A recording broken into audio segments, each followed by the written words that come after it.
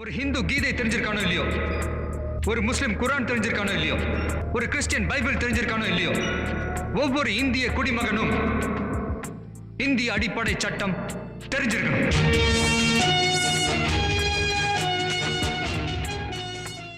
வணக்கம், சென்னை வழக்கம் ரமேஷ் பேசுகிறேன். இந்த முறை பேச போகிற தலைப்பு பார்த்திங்கன்னா, அண்மையில் பார்த்திங்கன்னா நிறைய வாட்ஸ்அப்லேயும் ஃபேஸ்புக்லேயும் பார்த்திங்கன்னா நிறைய இந்த ஒரு வீடியோ வைரல் ஆச்சு. என்னென்னு பார்த்தீங்கன்னா, திருநெல்வேலி மாவட்டம் நாங்குநேரியில் ஒரு போலீஸ் கான்ஸ்டபிள் வந்து ஒரு அரசாங்க பஸ்ஸில் ஏறுறாரு. கண்டக்டர் என்ன சொல்கிறாரு, நீங்கள் டிக்கெட் எடுக்கணும், வாரண்ட் இல்லை உங்கள்கிட்ட, நீங்கள் வாரண்ட் இல்லாமல் ஏறக்கூடாது அப்படின்னு சொல்கிறார். அப்போதுக்கு அந்த காவலர் என்ன சொல்கிறார், போலீஸ் கான்ஸ்டபிள், உங்கள் டிபார்ட்மெண்ட் ஸ்டாஃபுங்கள்லாம் வந்து ஃப்ரீயாக தானே பஸ்ஸில் வராங்க. அதே மாதிரி நானும் அரசாங்க ஊழியர் தான், நான் வந்து ஃப்ரீயாக தான் போனேன், டிக்கெட்டில் எடுக்க மாட்டேன், வேணால் நீ பக்கத்தில் டிஎஸ்பி ஆஃபீஸ் இருக்குது, வேணா நிறுத்தி என் பேரில் கம்ப்ளைண்ட் கொடு அப்படின்னு சொல்கிறாரு. அவர் தெளிவாக சொல்கிறார். நான் பஸ் கண்டக்டர் தெளிவாக சொல்கிறாரு, பஸ்ஸை நிறுத்துங்க, டிக்கெட் எடுக்காமல் நீங்கள் ஏறக்கூடாது, வாரண்ட்டை காட்டுங்க அப்படின்னு. வாரண்ட் இல்லை, வாரண்ட்டுன்றது என்னன்னு பார்த்தீங்கன்னா, அவர் வந்து எங்கள் சென்னையிலேருந்து ஒரு கைதியை எடுத்துக்கிட்டு கொண்டு வந்து திருநெல்வேலியில் ஜெயிலில் வந்து விட்டுட்டு வந்திருக்கார். அந்த கைதியை கூட்டிகிட்டு அவர் வரும்போது அவர் சொந்த காசு செலவு பண்ண முடியாது இல்லையா, அதை காவல் நிலைய இன்ஸ்பெக்டர் என்ன கொடுப்பார், ஒரு வாரண்ட் கொடுப்பார். இந்த காவலர் வந்து இத்தனை பேர் 2 பேர் வருவாங்க, இவங்க இங்கேருந்து இங்கே போவாங்க அப்படின்னு அந்த வாரண்ட்டு கைது போட்டு கொடுத்தாங்கன்னா அவர் காசு கொடுக்க வேணாம், கண்டக்டர்கிட்ட கொடுத்துட்டா அந்த வாரண்ட்டை வாங்கிட்டு 2 டிக்கெட்டு ஃப்ரீயாக கொடுத்துருவார் அவர். அரசாங்கத்தை அப்புறம் வந்து இவங்க போக்குவரத்துறை காவல்துறைகிட்ட இந்த அமௌண்ட்டை கிளைம் பண்ணிக்கும். அதான் ப்ரொசீஜர். அந்த வாரண்ட்டில் யார் வந்துட்டு யார் போகிறாங்கன்றதை அந்த இன்ஸ்பெக்டர், காவல் நிலைய இன்ஸ்பெக்டர் கொடுப்பார் வாரண்ட்டு.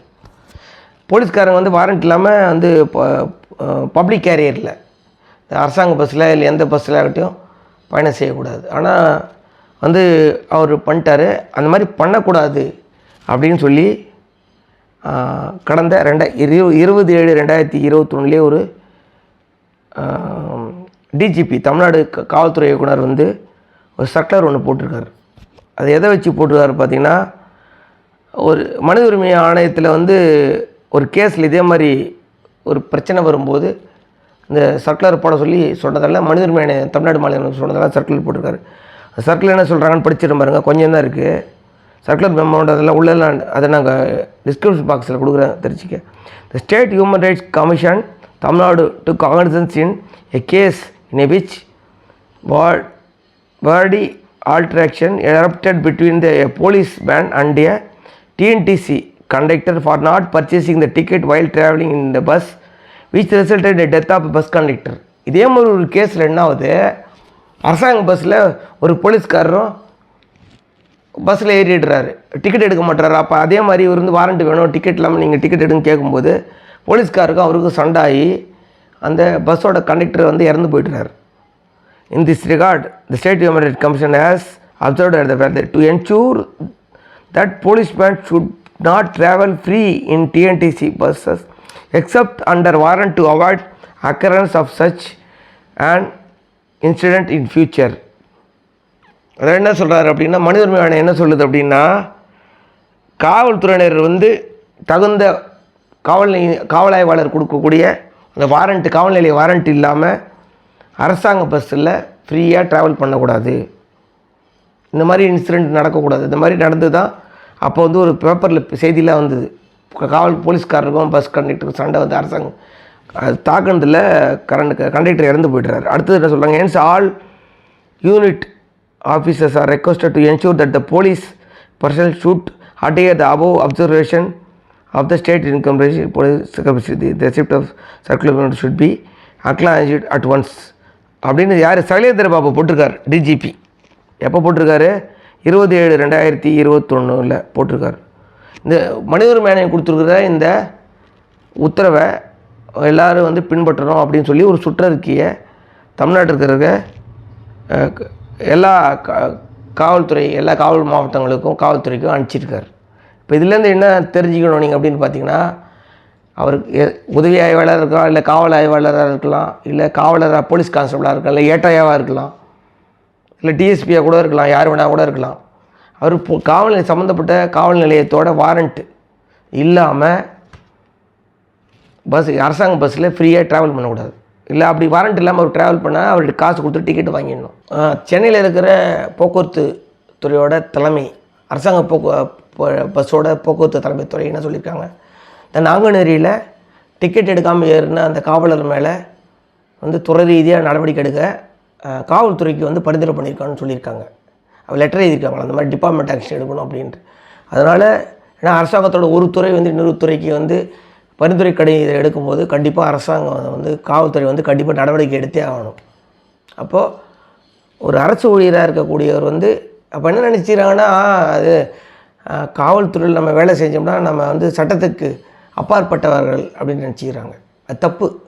காவலர்கள் வந்து என்ன சொல்கிறது, அதாவது யூனிஃபார்ம் போட்டாலே வந்து நம்மளுக்கு எல்லா அதிகாரம் இருக்குது, நம்மளுக்கு யாரும் கேள்வி கேட்கக்கூடாதுன்னு நினைக்கிறாங்க. அது தப்பு. காவலர்களில் நல்ல காவலர்கள் கூட இருக்காங்க, நல்ல காவல்துறை அதிகாரிகள் இருக்காங்க, இல்லைன்னு சொல்லலை.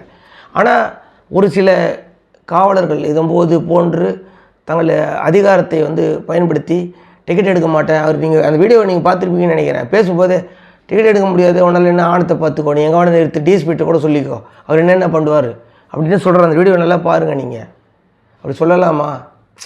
வீடியோ எடுக்கணும்னா தாராளமாக எடுத்துக்கோ, நீ வேணால் பார்த்துக்கோ, நான் பார்த்துக்கிறேன்னா என்ன அர்த்தம் எனக்கு ஒன்றும் புரியல. காவலர்களும் சட்டத்துக்கு கட்டுப்பட்டவங்களாம் காவலர்கள் சமூகத்தின் ஒரு அங்கம் தான். அவங்க ஒன்றும் தனியாக பிறக்கும் போதே போலீஸாவோ ஏதோ பொறிச்சில நம்மளை மாதிரி சாதாரண சிவிலியன்ஸாக இருந்து நம்ம குடும்பத்தில் இருந்து படிச்சுட்டு தேர்வுகள்லாம் எழுதி செலக்ட் ஆகிறாங்க. ஆனால் அந்த யூனிஃபார்ம் மாட்டினதும் நாம் வந்து யாருக்கும் கட்டுப்பட்டவர்கள் இல்லை அப்படின்னு நினச்சிக்கிட்டு இந்த மாதிரி செயல்படுறதால அது வந்து ஒட்டுமொத்த காவல்துறைக்கே வந்து ஒரு கெட்ட பேரை தேடி தந்துடுது. அப்போ அந்த மாதிரி காவலர்கள் வந்து தகுந்த காவல் நிலையத்தோட வாரண்ட் இல்லாமல் அரசாங்க பஸ்களில் இலவசமாக பயணம் செய்ய முடியாதுன்றதை நாம் நான் சொல்லியிருக்கிற இந்த டிஜிபி காவல்துறையிடம் போட்டிருக்கிற அந்த சர்க்குலர்லேருந்து நாம் கட்டாயம் தெரிஞ்சுக்கணும். மாத சம்பளம் வாங்குறவங்க எவ்வளோ பேர் கஷ்டப்பட்டு சம்பாதிக்கிறாங்க. அவங்க வெளியில் ஒரு ஊருக்கு வேலை செய்ய போகும்போது காசு கொடுத்தா டிக்கெட் வாங்கிட்டு போகிறாங்க. ஆனால் இந்த காவலருக்கு அரசாங்கம் வந்து மாதம் மாதம் சம்பளம் கொடுக்குது. இப்போ வாரண்ட் இல்லைன்னு எதுக்கு தகராறு பண்ணணும்? கேட்டால் நீ உன் டிரான்ஸ்போர்ட்டில் ஃப்ரீயாக போகலைன்னா, டிரான்ஸ்போர்ட்டில் அந்த டிபார்ட்மெண்ட்டில் வேலை செய்கிறாரு, அதனால் ஃப்ரீயாக போகிறாரு. நீ அதே மாதிரி நானும் வந்து போகணுன்றத போக்குவரத்துறை சொல்லியிருக்குது. வாரண்ட் இல்லாமல் எந்த போலீஸ்காரையும் வந்து பஸ்ஸில் ட்ராவல் பண்ணக்கூடாதுன்னு சட்டம் சொல்லுது. அதனால் அவர் கேட்குறாரு, அந்த பேருந்தோட நடத்துனர் கேட்குறாரு. அப்போ காவல்துறையினர் வந்து அவர் சொல்கிறத கேட்டு கட்டுப்பட்டு என்ன பண்ணோம், வாக்குவாதம் பண்ணாமல் டக்குன்னு ஒரு காசை கொடுத்து டிக்கெட்டை வாங்கிட்டு இருக்கலாம். அவங்க என்ன நினைக்கிறாங்க, அதை வந்து யூனிஃபார்ம் போட்ட உடனே என்ன நினைக்கிறாங்க, அதை கௌரவ பிரச்சனைன்னு நினைக்கிறாங்க. அது மாதிரி கௌரவ பிரச்சனைன்னு நினைக்கும் போது தான் தேவையற்ற சச்சரவுகள் வந்து சமுதாயத்தில் ஏற்படுது. இந்த மாதிரி ஒரு சில நபர்கள் காவல்துறையில் இருக்கிற செயல்படுவதால் இது வந்து தமிழ்நாட்டில் ஒட்டுமொத்த காவல்துறைக்கு இது வந்து பெரிய இழுக்க வந்து ஒரு கெட்ட பேரை தேடி தருது. நிறைய விஷயங்களில் வந்து தமிழ்நாடு முதலமைச்சர் இந்த மாதிரி காவல்துறையோட இயக்குனர் வந்து நிறைய விஷயங்களில் வந்து நேரடியாக அறிவுறுத்தினாலும் இல்லை சுற்றறிக்கை மூலம் அறிவுறுத்தினாலும் அது ஒரு ஓரமாக தூக்கி போட்டு நாங்கள் இப்படி தான் இருப்போம், நீ வந்து யார்கிட்ட வேணால் போய் கம்ப்ளைண்ட் கொடுத்துக்கோ. அது என்ன சொல்லுது, உலக உருண்டை அப்படின்னா என்ன அர்த்தம் அப்படின்னா, நீ புகார் எங்கே கொண்டு போய் கொடுத்தாலும் அது எங்கள்கிட்ட தான் வரும். என் மேலே நடவடிக்கைன்றது ஒரு காவல்துறை அதிகாரி தானே, அவர் எப்படி என்னை எடுப்பார், நான் பார்த்துக்கிறேன். அவர் சொல்கிற அந்த வீடியோ நீங்கள் போய் பாருங்கள். நீங்கள் எனக்கு பார்த்துட்டே பஸ்ஸில் எடுத்து டிஎஸ்பி ஆஃபீஸுக்கு வேணால் என் மேலே கம்ப்ளைண்ட் கொடுத்து பாருன்னு சொல்கிறார், தைரியமாக சொல்கிறார். வீடியோ தானே எடுத்துக்கோ, பார்த்துக்க, நான் அவனை பார்த்துக்கிறேன்னா என்ன அர்த்தம் எனக்கு ஒன்றும் புரியல.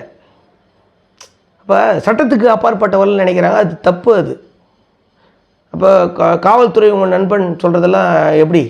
இதை பற்றி நான் ஒரு வீடியோ தனியாக ஒரு காவல் நிலையத்தில் புகார் கொடுக்க செல்லும்போது ஒரு நிகழ்வு நடந்தது. அது ஆதாரத்தோடு நான் அப்புறம் அடுத்த வீடியோவில் நான் வந்து உங்களுக்கு தெளிவாக பேசுகிறேன்.